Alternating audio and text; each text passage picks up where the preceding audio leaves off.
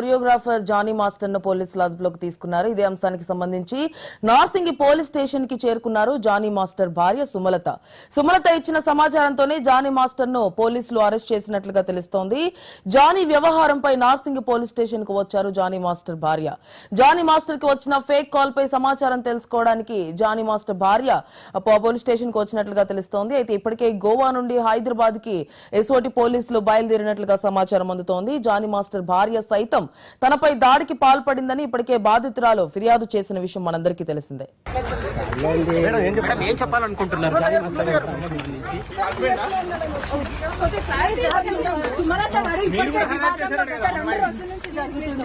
ఒక్కసారి మీరు ఆన్సర్ చెప్పండి సుమలత గారు. ఒకసారి మేడం అవుతుంటే మీరు చెప్పాలి మేడం. మన మీద కేసు పెడుతుందంట ఆమె. ఫేక్ కాల్ వచ్చింది కనుక్కోడానికని వచ్చాను. ఫేక్ కాల్ వచ్చింది, నార్సింగ్ పోలీస్ స్టేషన్ లో ఉన్నారు అని వచ్చింది, కనుక్కోడానికి వచ్చాము. ఫేక్ కాల్ అని చెప్పారు. ఫేక్ కాల్ వచ్చింది కనుక్కోడానికని వచ్చాను. ఫేక్ కాల్ వచ్చింది, నార్సింగ్ పోలీస్ స్టేషన్ లో ఉన్నారు అని వచ్చింది, కనుక్కోడానికి వచ్చాము. ఫేక్ కాల్ అని చెప్పారు.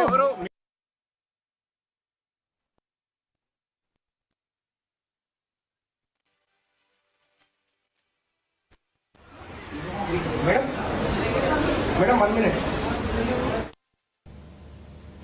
జానీ మాస్టర్ అరెస్ట్ కు సంబంధించి నార్సింగి పోలీస్ స్టేషన్ కి చేరుకున్నారు జానీ మాస్టర్ భార్య సుమలత. అయితే సుమలత ఇచ్చిన సమాచారంతోనే జానీ మాస్టర్ ని పోలీసులు అరెస్ట్ చేసినట్లుగా తెలుస్తోంది. అయితే మొత్తానికి మీడియా సుమలత గారితో మాట్లాడే ప్రయత్నం చేసినప్పుడు ఫేక్ కాల్ వచ్చింది, Jani master Narsingi police station లో ఉన్నారని ఫేక్ కాల్ వచ్చింది, అది తెలుసుకోవడానికే పోలీస్ స్టేషన్ కి వచ్చానంటూ కూడా సుమలత సమాధానం ఇవ్వడం జరిగింది.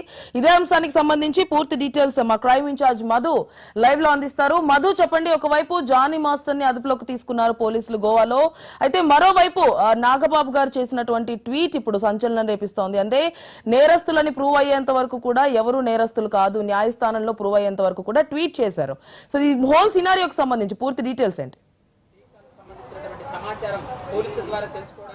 ఇప్పటికే 4 టీంలు పూర్తిగా కూడా 4 టీంలు అయితే రంగంలోకి దిగాయి జానీ మాస్టర్ని పట్టుకోవడానికి. కొరియోగ్రాఫర్ జానీ మాస్టర్ ఎవరైతే ఉన్నారో అతన్ని పట్టుకోవడానికి 4 బృందాలు అయితే రంగంలోకి దిగాయి. నార్సింగ్ పోలీస్ స్టేషన్ నుంచి బయలుదేరినటువంటి క్రైమ్ టీమ్స్ ఏవైతే ఉన్నాయో వాళ్ళందరూ కూడా పలానా చోట ఉన్నారు, జానీ మాస్టర్ ఇక్కడ ఉన్నారు, జానీ మాస్టర్ అక్కడ ఉన్నారంటూ కూడా అనేక సమాచారాలు వచ్చాయి. సో ప్రతి చోటికి కూడా వాళ్ళకు వచ్చినటువంటి ఇన్ఫర్మేషన్ ఏదైతే ఉందో ఆ ఇన్ఫర్మేషన్లో భాగంగా కూడా ప్రతి చోటికి కూడా ఒక్కొక్క టీంని అయితే పంపించారు. కానీ గోవాలో జానీ మాస్టర్ ఉన్నట్టుగా సమాచారం అందుకున్నటువంటి Narsing crime team detective team ఎవరైతే ఉన్నారో వాళ్ళు అక్కడికి వెళ్ళారు, వెతికారు, మొత్తం సోదాలు అయితే నిర్వహించారు. ఒక ఫోన్ కాల్ కి సంబంధించి ప్రధానంగా కూడా ఈ నార్సింగ్ పోలీసులకు ఒక కీలకమైనటువంటి సమాచారం దొరికింది. అక్కడ వాడుతున్నటువంటి మొబైల్ ఏదైతే ఉందో ఆ మొబైల్ కి సంబంధించినటువంటి ఇన్ఫర్మేషన్ అందుకున్నటువంటి క్రైమ్ పోలీసులు అక్కడికి వెళ్ళి ఒక హోటల్ గదిలో వెతికి చూడగా అక్కడ ఉన్నారు జానీ మాస్టర్ అక్కడ ఉన్నట్టుగా గుర్తించినటువంటి పోలీసులు వెంటనే అతని అదుపులోకి తీసుకోవడం జరిగింది. కాసేపట్లోనే అంటే ఇక్కడి నుంచి కూడా ప్రధానంగా మనం చూసుకుంటే మాత్రము హైదరాబాద్ కు తరలించడానికి ప్రత్యేక విమానంలో కూడా అంటే అక్కడి నుంచి ఒక విమానం టికెట్లు బుక్ చేసుకుని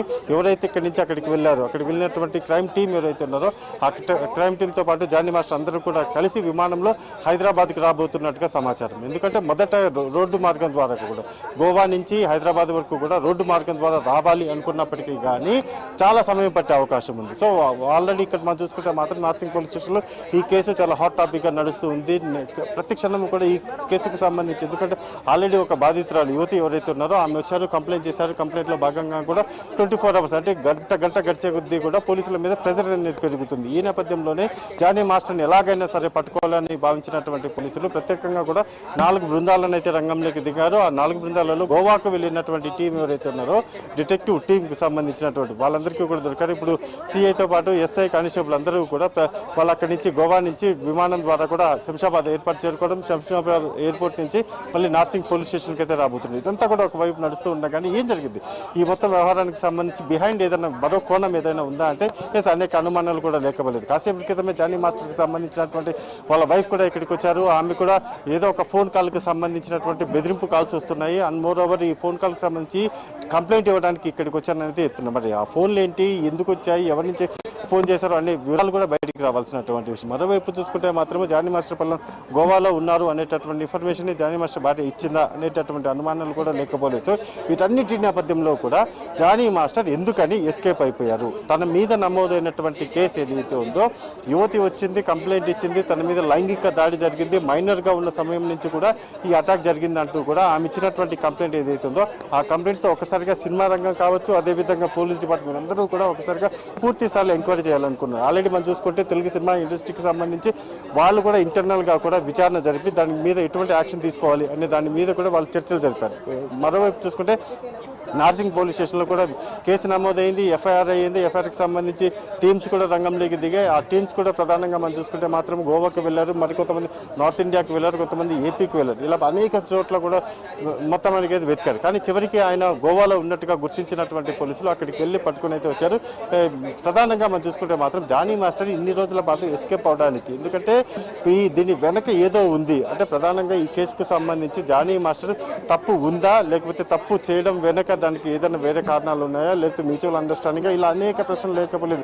మరొక కోణం, ఇంకొక కొత్త కోణాలు వస్తున్నాయి. దీని వెనక ఒక కుట్ర ఉంది, కావాలనేసి జానీ మాస్టర్ని ఇరికించారు అనేటటువంటి యాంగిల్ కూడా బయటకు వస్తుంది. ఇలా ఎన్నో 1-2 కాదు వందలాది ప్రశ్నలు అయితే బయటకు వస్తున్నాయి. మరి వీటన్నిటికీ సమాధానం చెప్పాలంటే జానీ మాస్టర్ ఇవ్వబోతున్నటువంటి స్టేట్మెంట్ ఏదైతే ఉంటుందో ఆయన మీద నమోదైనటువంటి కేసు చాలా చిన్న కేసు కాదు, చాలా సీరియస్ కేసు. ఎందుకు అంటే ఒక మైనర్ బాలిక మీద అత్యాచారం చేయడానికి అతను అనేక సార్లు ప్రయత్నం చేశాడు, అత్యాచారం చేశాడు అంటూ కూడా ఆ బాలిక ఇప్పుడు మేజర్ అయినప్పటికీ కానీ తను మైనర్గా ఉన్నప్పటి నుంచి కూడా ఒక డాన్స్ షో ఏదైతే ఉందో ఆ డాన్స్ షోలో పరిచయం అయ్యాడు. అప్పటి నుంచి నేను అసిస్టెంట్ కొరియోగ్రాఫర్గా నేను జానీ మాస్టర్ దగ్గరికి వెళ్ళాను, తనకు ఫోన్ చేశారు, పిలిపించారు, తన దగ్గర జాయిన్ చేసుకున్నారు.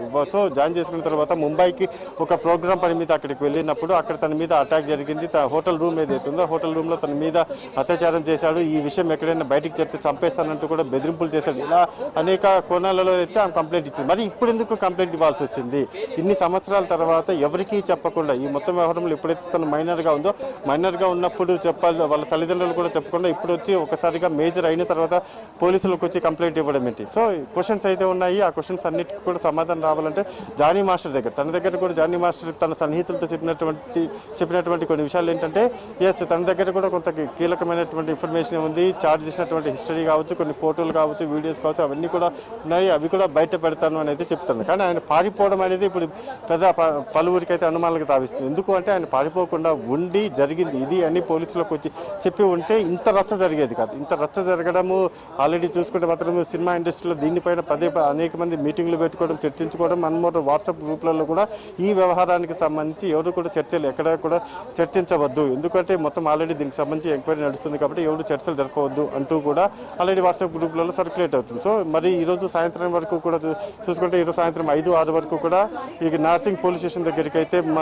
జానీ మాస్టర్ని తీసుకోబోతున్నారు. జానీ మాస్టర్ని ఇక్కడ తీసుకొని వచ్చిన తర్వాత రిమాండ్కి తరలిస్తారు. రిమాండ్కి తరలించిన తర్వాత తమ కస్టడీకి ఇవ్వాలంటూ కూడా, ఎందుకు అంటే విచారణ జరగాలి. ఇంకా ఈ కేసుకు సంబంధించి విచారణ జరగాల్సి ఉన్న నేపథ్యంలోనే మాకు కస్టడీకి ఇవ్వాలంటూ కూడా పోలీసులు అయితే పిటిషన్ దాఖలు చేసే అవకాశం ఉంది. వన్స్ పోలీసులు పిటిషన్ దాఖలు చేసిన తర్వాత కోర్టు అనుమతిస్తుంది. మీకు ఒక 5 రోజుల, 2 రోజుల, 3 రోజుల, సో మొత్తానికి అయితే ఒక 2-3 రోజులు అయితే జానీ మాస్టర్ని తమ కస్టడీకి ఇవ్వాలంటూ కూడా అడిగిన తర్వాత ఆ పిటిషన్ మీద నిర్ణయం తీసుకుని ఇక్కడికి తీసుకొచ్చిన తర్వాత అంటే విచారణలో భాగంగా కూడా ఇక్కడికి తీసుకొని వచ్చిన తర్వాత విచారించినప్పుడు అప్పుడు రాబోతున్నటువంటి వ్యవహారాలు ఇప్పటి వరకు కూడా ఒక యాంగిల్ చూసాం కదా.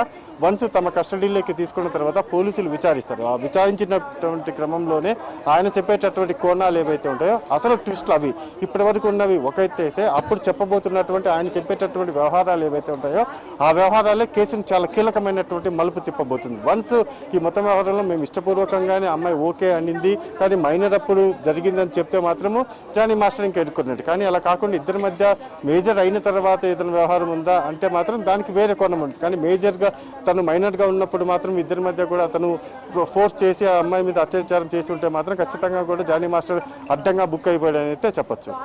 అయితే మధు, మొత్తానికి ఈ ఆరోపణలు వచ్చినప్పుడు జానీ మాస్టర్ ని పార్టీ వ్యవహారాలకి దూరంగా ఉండాలంటూ కూడా జనసేన పార్టీ సస్పెండ్ చేసిన విషయం మనందరికీ తెలిసిందే. అయితే ఇప్పుడు ఈ రోజు అరెస్ట్ అయిన తర్వాత నాగబాబు, జనసేన పార్టీలో కీలకంగా ఉన్న వ్యక్తి Nagababu, no person can be considered guilty as a crime until he or she has been found guilty అని చెప్పేసి ట్వీట్ చేశారు. అంటే నాగబాబు జానీ మాస్టర్ కి మద్దతు పలుకుతున్నారా అంటూ కూడా సోషల్ మీడియాలో వైరల్ అవుతోంది. దీనిపై మీరేమంటారు?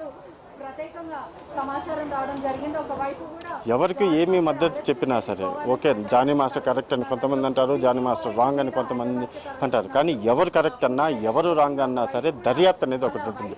పోలీసులు ఎప్పుడైతే ఛార్జ్ షీట్ దాఖలు చేస్తారో, ఎఫ్ఐఆర్ నమోదు చేస్తారు కదా, ఈ కేసుకు సంబంధించి ఎప్పుడైతే ఛార్జ్ షీట్ దాఖలు చేస్తారో వన్స్ ఈ కేసుకు సంబంధించి ఛార్జ్ షీట్ దాఖలైన తర్వాత మొత్తం pin to pin, point to point అంతా కూడా ఆ ఛార్జ్ షీట్లో ఉంటుంది. వన్స్ ఆ ఛార్జ్ షీట్ బయటకు వచ్చేంత వరకు అన్మోర్ ఓవర్ రేపు కానీ ఎల్లుండి కానీ మొత్తం అంతా కూడా తమ కస్టడీలోకి తీసుకొని, జానీ మాస్టర్ని తమ కస్టడీలోకి తీసుకొని విచారించిన తర్వాత ఆ కస్టడీలో చెప్పబోతున్నటువంటి జానీ మాస్టర్ కొరియోగ్రాఫర్ జానీ ఎవరైతే ఉన్నారో అతను చెప్పబోతున్నటువంటి వ్యవహారాలు ఏవైతే అవి చాలా కీలకమైనటువంటి. వన్స్ జానీ మాస్టర్ ఈ యాంగిల్ కూడా ఉంది అంటే ఇప్పటి వరకు కూడా ఒక యాంగిల్ మాత్రమే చూశారు కదా, సెకండ్ యాంగిల్ కూడా ఉంది. సెకండ్ యాంగిల్లో భాగంగానే ఈ కోణం కూడా ఉంది. మా ఇద్దరి మధ్య ఉన్నటువంటి సంబంధం ఏదైతే ఉందో ఆమె చెప్పినట్టుగానే ఫోర్స్గా చేసినటువంటి సంబంధమా, లేకపోతే ఇష్టపూర్వకంగా జరిగినటువంటి సంబంధమా, లేకపోతే ఆమె కూడా ఓకే అన్నటువంటి సంబంధం, ఇలా అనేక కోణాలు అయితే లేకపోలేదు. ఏదో కంప్లైంట్ వచ్చారు, అరెస్ట్ చేశారు, ఇలా కాదు. ఆ తర్వాత విచారణ ఉంటుంది. జానీ మాస్టర్ తరపున అడ్వకేట్లు ఉంటారు, జానీ మాస్టర్ సపోర్ట్ చేసే వాళ్ళు ఉంటారు, వ్యతిరేకించే వాళ్ళు అందరూ ఉంటారు. కానీ ఇవన్నీ కూడా ఎవరు ఎన్ని మాట్లాడుకున్నా అవన్నీ కూడా జస్ట్ గాలి మాటలే. కానీ ఫ్యాక్ట్ ఏంటి అంటే మాత్రము పోలీసుల విచారణలో వాళ్ళు విచారణలో రాబట్టేటటువంటి వ్యవహారాలు, ఛార్జ్ షీట్లో ఉండబోతున్నటువంటి నిజాలు వాటిని మాత్రమే కన్సిడర్ చేస్తారు. మిగతా ఇవన్నీ కూడా నథింగ్, ఏమీ ఉండదు ఇందులో.